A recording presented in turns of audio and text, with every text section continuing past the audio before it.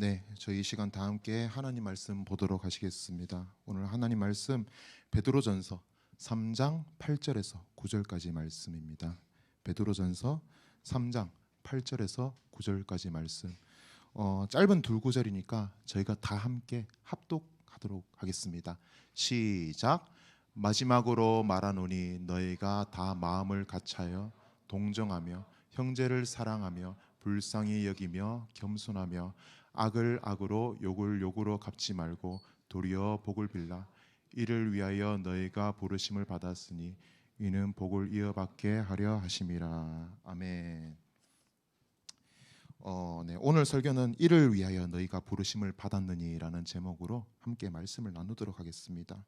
오늘 읽은 이 베드로전서는 고난, 그 박해의 상황 가운데에 기록된 책입니다. 학자들마다 좀 견해 차이가 있어요. 근데 통상 AD 64년 그 로마의 네로 황제가 그 로마를 다스릴 때 이 베드로전서가 기록되었다고 이야기를 합니다. 당시 로마에는 그 아주 큰 대화재가 발생했어요. 그래서 로마시의 절반 이상이 전소되는 그런 대참사가 일어납니다. 이 네로 황제는 그래서 이 방화범을 이제 수색하다가 결국 찾지 못하자 그리스도인들을 방화범으로 주목하며 누명을 씌우게 됩니다. 그로 말미암아 로마 교회 가운데 있는 수많은 그리스도인과 교회들 그 목숨이 위태로운 그런 박해와 고난의 상황에 직면하게 됩니다. 이 박해를, 이 고난을 견디지 못한 그리스도인들 결국에는 소아시아 지역으로 뿔뿔이 흩어지게 되죠. 이렇게 고난을 피해서 소아시아 지역으로 흩어진 그리스도인들에게 이 베드로 사도는 베드로전서를 기록하고 있습니다. 베드로전서에서 베드로는 고난 속에서 그 고난을 피하라라고 이야기를 하지 않는 거예요. 오히려 그 고난 속에서 그리스도인의 본분을 지켜 부르심에 합당한 삶을 살아라라고 가르치고 있습니다. 베드로전서에서 베드로가 이야기하는 부르심과 정체성은 무엇입니까? 베드로전서 2장 9절에 보면은 그리스도인들은 택한 족속, 왕같은 제사장, 거룩한 나라, 그의 소유된 백성으로 부름받았으며 그분의 아름다운 빛을 선포해야 하는 그러한 임무를 부여받은 사람입니다. 고난의 상황이 우리를 억압한다 할지라도 그리스도인의 정체성과 부르심 그리고 그의 해야 할 일들은 여전히 변함이 없다라고 베드로 사도가 이야기하는 거죠. 여러분, 오늘 우리가 살아가고 있는 이 현실에서도 여전히 고난이 많지 않습니까? 우리가 살아가고 있는 이 시대를 좀 이렇게 비꼬아서 어떻게 부릅니까? 헬조선이라고 많이 부르죠. 그만큼 지옥과 같이 좀 살기 힘들다 이런 표현이지 않습니까? 무한 경쟁 시스템 속에서 우리는 그게 사로잡혀서 서로를 짓밟는 그 단 한 사람이 승리를 쟁취하는 승자 독식 구조를 이룬 사회를 우리가 살아가고 있습니다. 제가 어제 뉴스를 보다가 참 암담한 기사가 하나 나 있더라고요. 기사 제목이 사회 첫 발부터 빚쟁이, 학자금 체납률 10년 만에 최고입니다. 그런 내용을 보니까요, 졸업 후 일자리를 구하고도 학자금 대출을 못 갚을 정도로 경제적 어려움을 겪는 청년들이 많아졌다. 청년들의 고용 지표는 여전히 침체기다. 청년들이 높은 소득, 양질의 일자리를 구하는 것이 힘들다라고 이야기를 합니다. 애초 흙수저로 태어나면은 아무리 노력해도 빛을 발하지 못하는 그러한 고달픈 현실을 우리가 살아가고 있는 것이죠. 여러분, 우리 신앙생활은 어때요?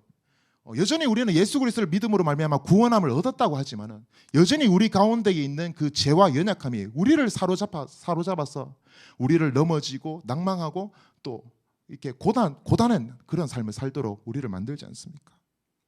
그러나 오늘 본문 말씀에서 베드로 사도는 우리에게 이야기합니다. 그럼에도 불구하고 우리는 그리스도인이라는 부르심을 따라 그 본문의 충실한 역할을 감당해야 된다고 말이죠. 그럼 오늘 본문 말씀을 통해서 고난 속에서도 우리가 감당해야 할 부르심과 그 역할이 무엇인지에 대해서 우리가 좀 살펴봤으면 좋겠습니다. 우리가 두 가지를 살펴볼 건데요. 먼저 교회 안에서는 우리가 어떻게 해야 하느냐. 두 번째로는 교회와 더불어 세상 가운데서 우리가 어떻게 해야 되냐에 대해서 좀 살펴봤으면 좋겠습니다. 먼저 첫 번째로 우리는 겸손한 마음을 가지고 서로 사랑하기를 힘써야 됩니다. 우리 베드로전서 3장 8절 말씀 자막 주시면은 제가 다 함께 합독하도록 하겠습니다. 시작. 마지막으로 말하노니 너희가 다 마음을 같이하여 동정하며 형제를 사랑하며 불쌍히 여기며 겸손하며. 네, 베드로가 먼저 이야기하죠. 너희는 다 마음을 같이하여라고 이야기합니다. 마음을 같이 하다 이 단어의 그 원어의 그 어원이 보니까 같은 플러스 생각 이걸로 합쳐져 있습니다. 그리고 영어의 NASB 성경 버전을 보면요, 같이 하모니를 이루라라는 뜻으로 번역되어 있는 것을 확인했습니다. 이런 점에서 마음을 같이 한다라는 것은 같은 생각을 가지고 서로 조화로운 하모니를 이루는 교회 공동체를 만들어가야 한다라고 우리가 볼 수 있는 거죠. 같은 생각을 가지고 우리가 조화를 이루는 교회 공동체를 만들어가는 것이 중요하죠. 우리가 매주 이렇게 우리 예배팀이 이렇게 아주 은혜로운 찬양으로 이렇게 수고하고 헌신하고 있지 않습니까? 이 찬양팀, 이 예배팀에서 그 조화로운 찬양을 이렇게 우리 가운데에 흘려보낼 수 있는 그런 비결이 무엇입니까? 바로 찬양 인도자의 그 의도와 생각과 뜻과 그 송폼에 따라서 서로 이렇게 조화를 이루기 때문에 그런 거죠. 그것에 따라서 자막도, 그다음에 악기도 함께 합주하고 또 싱어들도 함께 협력하면서 조화로운 찬양으로 우리 예배가 풍성해지는 겁니다. 만약에 그 조화롭지 않다, 그 찬양 인도자의 의도를 제대로 알지 않으면 어떻게 될까요? 후렴을 반복하는 그런 멘트를 했는데 다음 곡 자막을 띄운다든지, 아니면 끝내는 사인을 줬는데 뭐 악기가 계속 연주하고 있다든지, 그렇게 되면 조화가 깨지게 되겠죠. 그러므로 교회된 우리는 어떠한 기준점을 중심으로 같은 생각을 가지는 것이 중요합니다. 그러면 여러분, 그 기준점이 무엇일까요? 에베소서 1장 22절에서 23절까지 말씀 저희 나오면 다 함께 읽어보도록 하시겠습니다. 시작. 또 만물을 그의 발 아래에 복종하게 하시고 그를 만물 위에 교회의 머리로 삼으셨느니라. 교회는 그의 몸이니 만물 안에서 만물을 충만하게 하시는 이의 충만함이라. 아멘. 네, 사도 바울은 예수님과 교회의 관계를 예수 그리스도는 머리요 교회는 그의 몸인 것으로 비유하면서 교회된 우리가 머리 대신 예수 그리스도와 연합하여 그분의 마음과 생각과 뜻에 따라 움직여야 함을 가르치고 있습니다. 만약에 여러분, 우리가 한쪽 팔에 막 쥐가 났다, 그리고 막 마비가 왔다, 그러면은 그 머릿속에서 그 전달되는 그 명령이 제대로 전달되지 않게 되겠죠. 그러면 어떻게 됩니까? 우리 몸이 조화가 깨지고 그 몸이 의도하는 바대로 제대로 이렇게 움직여지지 않게 되겠죠. 교회의 몸으로 부름받은 우리는 어느 누군가가 그분의 생각과 뜻대로 움직이지 않는다면은 교회의 연합과 조화를 깨트리는 것이며, 그로 인해 교회의 기능은 깨어지게 될 것입니다. 따라서 우리는 교회의 머리 대신 예수 그리스도께 연합하여 그분의 마음과 생각과 뜻을 따라서 함께 움직여야 하는 부르심을 가지고 있는 자들입니다. 그러면 여러분, 우리 머리 대신 예수 그리스도로 말미암아 우리는 어떠한 생각과 마음을 가져야 될까요? 빌립보서 2장 5절에서 8절까지 말씀이 있는데요, 저희 다 함께 합독하도록 하시겠습니다. 시작.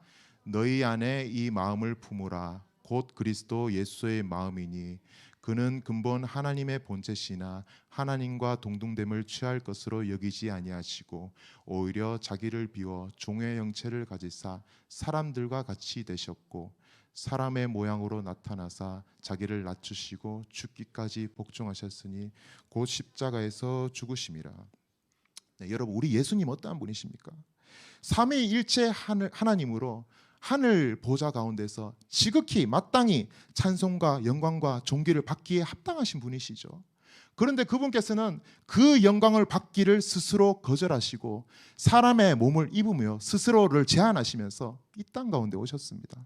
뿐만입니까? 스스로 종이 되기를 자처하셨죠. 그리고는 하나님께서 나무에 달린 자는 하나님께 저주받는 자라고 신명기 말씀을 통해서 말씀하셨음에도 불구하고 그 저주받은 그 십자가에서 달려서 죽으시기를 선택하셨습니다. 가장 높은 하늘 영광 보좌 가운데서 가장 낮은 그 십자가로 내려오신 그 예수님의 마음을 우리가 뭘로 표현할 수 있을까요? 바로 겸손한 마음으로 우리가 이야기할 수 있을 겁니다. 따라서 그리스도인으로 부름받은 우리는 예수님께서 몸소 보이신 이 겸손의 마음을 본받아 우리 자신을 철저히 낮추기를 힘써야 됩니다.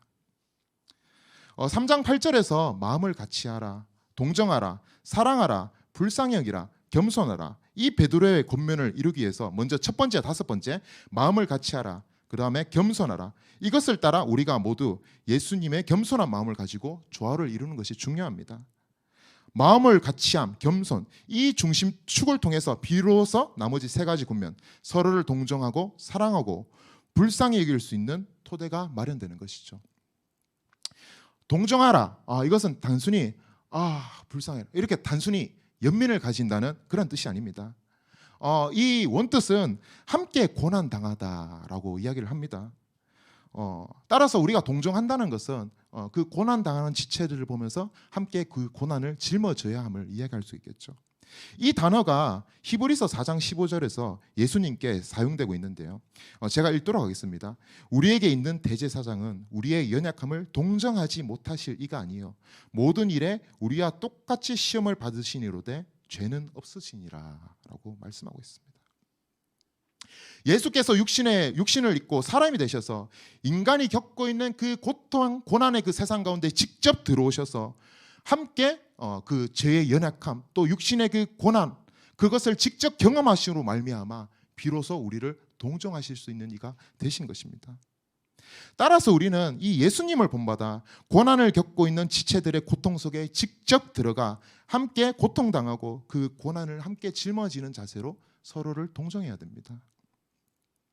불쌍형이라 이 단어는 그 창자, 그 내장이라는 그 뜻이 있어요. 그래서 우리 그냥 머리나 말끝으로 아이고 불쌍해라 이것이 아니라는 거죠. 우리 속 깊은 곳에서 우러나오는 그 마음으로 우리가 불쌍히 여겨야 된다라고 뜻하고 있습니다. 예수님께서는 이 땅에 공생의 기간을 보내시면서 깊은 곳에서 우러나오는 불쌍히 여기는 마음으로 많은 사람들을 돌보셨습니다. 대표적으로 마태복음 15장에 보면요. 먹을 것이 없어 굶주린 무리를 불쌍히 여겨 떡과 물고기로 4,000명을 먹이시는 은혜를 베푸셨다라고 이야기하고 있습니다. 마가복음 1장에 보면요. 예수께서 나병 환자를 불쌍히 여기사 그에게 손을 대시며 이르시되 내가 원하느니 깨끗함을 받으라 라고 말씀하시며 치유하는 장면이 나옵니다. 예수님께서 무리들을 불쌍히 여기시는 이 모습에는 항상 그분의 도움의 손길이 함께 주어졌다는 것을 우리는 볼 수 있습니다.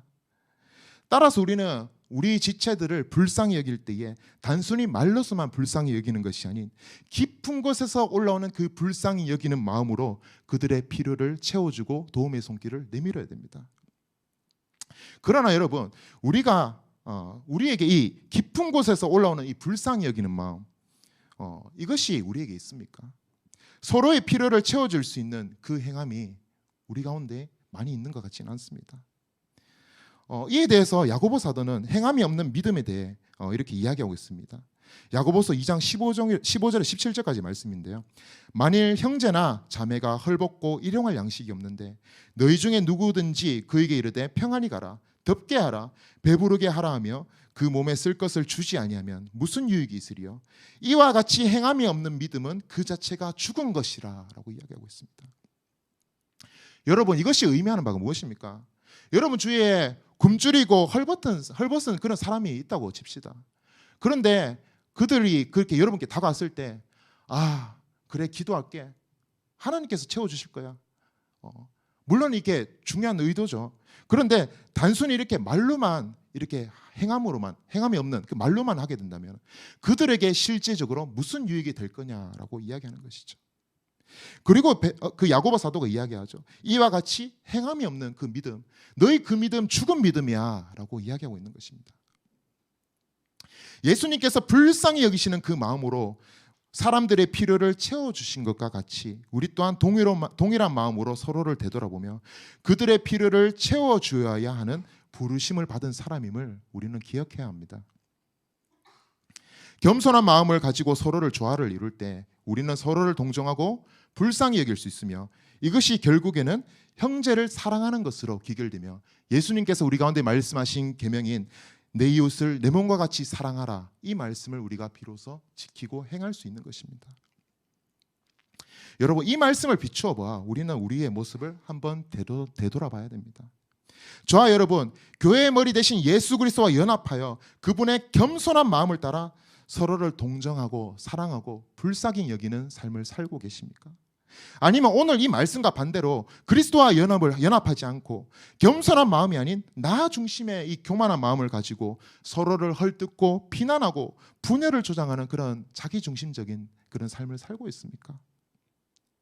어리석하게도 제 주변에는 종종 후자의 삶을 살아가는 이들이 너무나 많은 것 같습니다. 제 학교에 그 전도사님 한 분이 어느 날 보니까 되게 비통한 그 표정으로 앉아 계시더라고요. 그래서 제가 물어봤어요.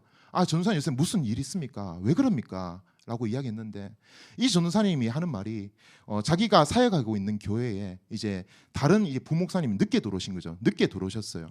근데 그 여러분 아시잖아요. 이게 항상 이렇게 서열 정리라는 게 있잖아요. 그러면서 이 전도사님을 이렇게 잡으려고 뒤에서 이렇게 뒷담화하고 막 앞에서 이렇게 비난하고 이제 인격 모독을 그렇게 하는 겁니다. 그래서 이게 참다 안 돼가지고 결국에 나오셨다고 이야기하더라고요. 야, 교회에서 그것도 이 목사님이라는 분이 이럴 수가 있나 아주 좀 섬뜩하더라고요. 이야기를 들으니까. 그분께 죄송하지만은 정직하게 그 그리스도인의 그 겸손한 마음이 좀 부족한 것이죠. 자기 중심적인 생각으로 가득 차 주님의 몸된 교회에서 내 영역 나눠 먹게 하는 모습이지 않습니까? 여러분 우리에게도 이런 자기 중심적인 이 생각 있지 않나요? 우리가 교회 나와서 서로를 돌보지 않고 내 중심으로 나만 예배 잘 드리면 돼, 나만 은혜 받으면 돼, 나만 신앙생활 잘하면 돼. 또 서로를 되돌아보면서 좀 마음 어려운 그런 친구들 있으면은 얘만 없으면은 내가 좀 편하게 교회 다닐 건데, 얘만 없으면은 우리 교회 잘 돌아갈 건데, 이런 생각 혹시 가지고 계신 분 없습니까? 여러분 이것이 과연 그리스도께서 말씀하신 그 겸손한 마음입니까? 지극히 자기중심적인 그 교만한 사고방식이지 않습니까? 이 자기중심적인 사고가 여러분 어디서 온지 아십니까? 인류가 최초로 범죄한 그 선악과 사건의 그 시작되는 지점이 바로 자기중심적인 사고입니다. 창세기에서 여러분 아담과 하와가 이 선악과를 이렇게 먹게 된 이유가 뭘까요? 맛있어서, 색깔이 예뻐서 1년에 한 번씩 나서 그런 거 아니라는 거죠. 창세기 3장 4절에 보니까요, 뱀이 여자에게 이르되 너희가 결코 죽지 아니하리라. 너희가 그것을 먹는 날에는 너희 눈이 밝아져 하나님과 같이 되어 선악을 알 줄 하나님이 아심이라 라고 이야기합니다. 뱀이 하와에게 이야기하는 거죠. 야, 너 그거 먹으면은 너 하나님과 같이 될 수 있어. 너 선악을 알게 될 거야. 이렇게 뱀이 속삭이니까 하와 가운데 자기중심적인 그 사고가 싹 트게 되는 거예요. 그래? 나도 하나님처럼 될 수 있다고? 선악을 알게 되는 것이 무엇일까? 결국에 이 자기중심적인 사고로 말미암아 선악과를 따먹게 되고, 그로 말미암아 그 범죄함으로 그 자기중심적인 사고가 유전되어 지금도 우리의 마음 가운데 있는 거지 않습니까? 여러분 기억하시기 바랍니다. 우리가 가지고 있는 이 자기중심적인 생각은 인류의 타락으로부터 유전되어 오는 죄입니다. 따라서 우리는 이로부터 돌이켜 교회의 머리 대신 예수 그리스도와 연합할 수 있도록, 그분의 겸손한 마음이 우리에게 있을 수 있도록, 그로 말미암아 서로 사랑할 수 있도록 우리는 주의 은혜를 간구해야 됩니다. 사랑하는 여러분, 우리 자기중심적인 생각에서 돌이키십시다. 그리스도의 그 낮아지는 마음을 본받아 우리가 서로 연합하여 사랑하기를 힘쓰는 저와 여러분 되시기를 소망합니다. 두 번째로 우리는 교회와 세상 가운데에 악을 끊고 복을 전하는 사람으로 부르심을 받았습니다. 베드로전서 3장 9절 말씀 다 함께 읽도록 하시겠습니다. 시작. 악을 악으로,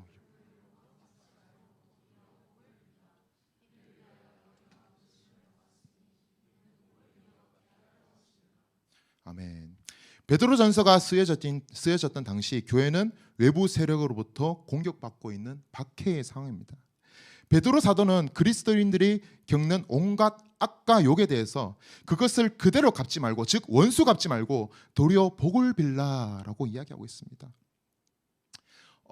여러분 그 동물 중에 기린 있잖아요. 키 5m 되는 그 기린이 혹시 여러분 어떻게 싸우는지 아십니까? 그 궁금하면 나중에 유튜브 보시면 아는데 되게 특이하게 싸워요. 다른 동물들은 이렇게 막 돌아서 싸우잖아요. 근데 이 기린은 그 3m 되는 그 기다란 목 가지고 1대1로 싸우거든요. 한 기린이 이제 목을 휘둘러가 다른 이제 상대를 이렇게 빡 치게 되면은 또 다른 기린이 이제 내 차례 하면서 이렇게 빡 치게 됩니다. 그리고 그것을 계속 무한 반복하게 돼요. 언제까지? 둘 중에 한 마리가 쓰러져 죽을 때까지.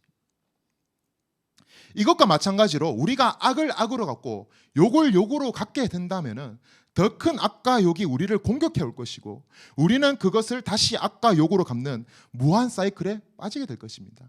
언제까지요? 서로가 둘 중 하나가 다칠 때까지, 쓰러질 때까지. 베드로 사도는 당시 세상과 교회에 무한적으로 돌고 도는 악과 욕을 교회가 먼저 끊어버리고 대신 복을 전함으로 말미암아 세상에 만연한 악을 복으로 바꾸는 그리스도인이 되어라라고 이야기하는 것입니다. 그리고 그러한 역할을 하기 위하여서 우리가 교회가 부르심을 받았다라고 이야기하고 있습니다.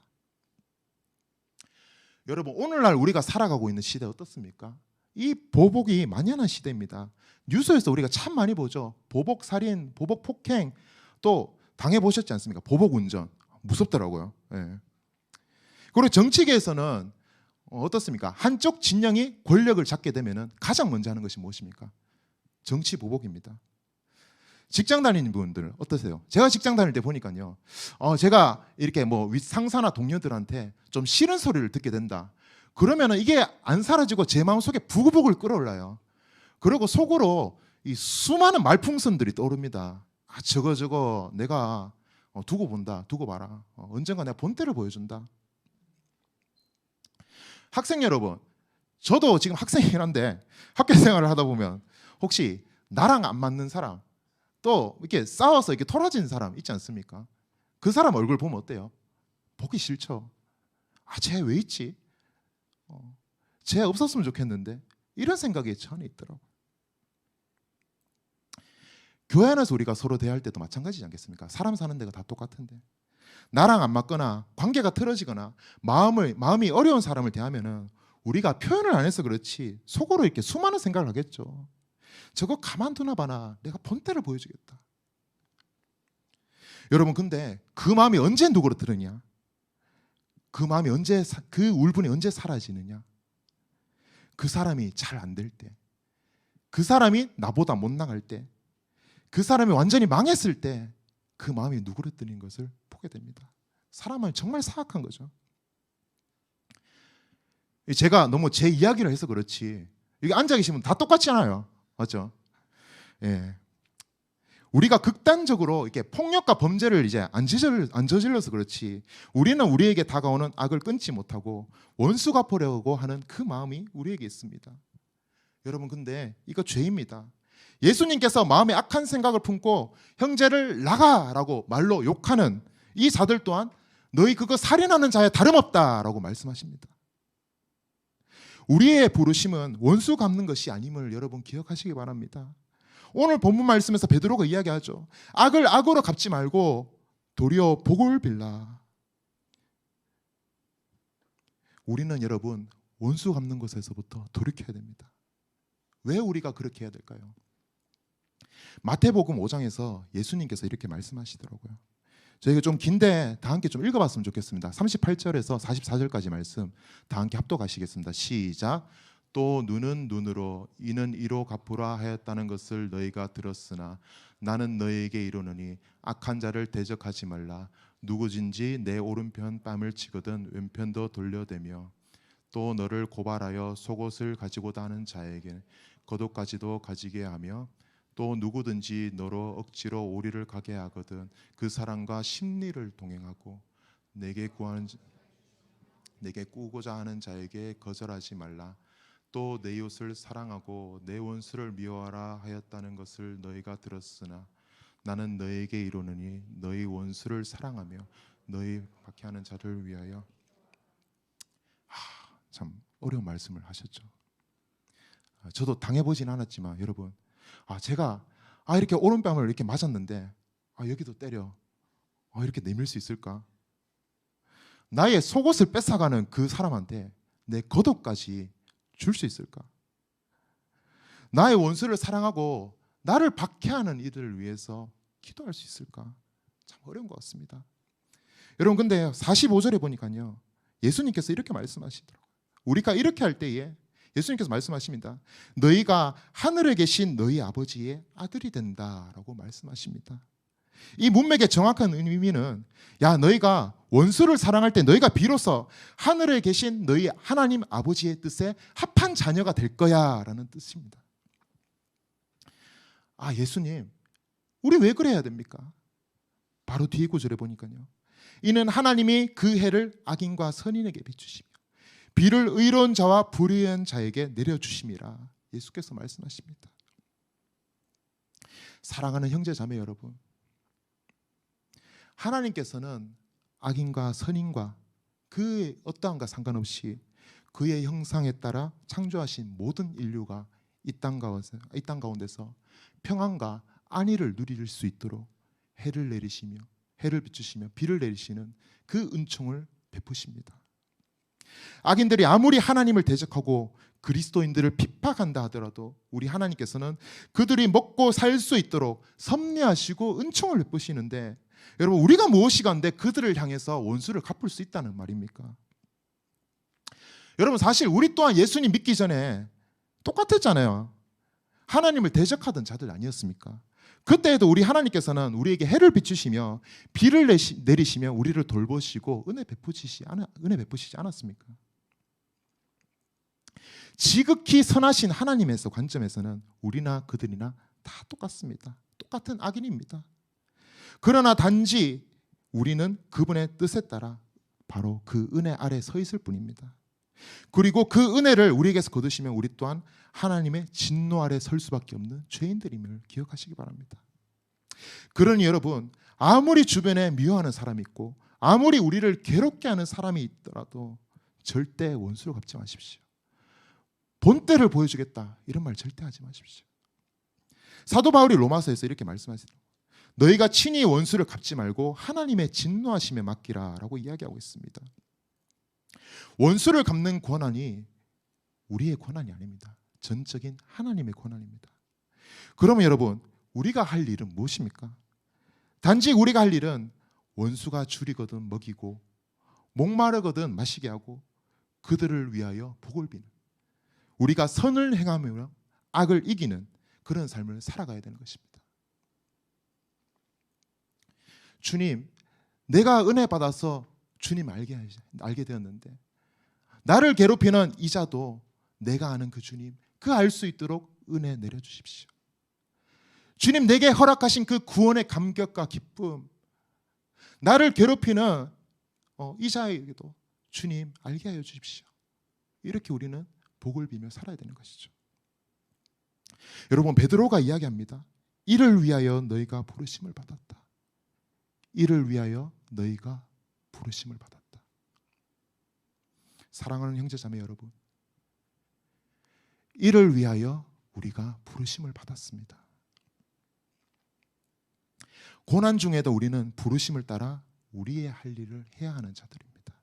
교회의 머리 대신 예수 그리스도와 온전히 연합하고 그분의 겸손한 마음을 가지고 서로를 동정하고 불쌍히 여기고 사랑하기를 힘써야 됩니다.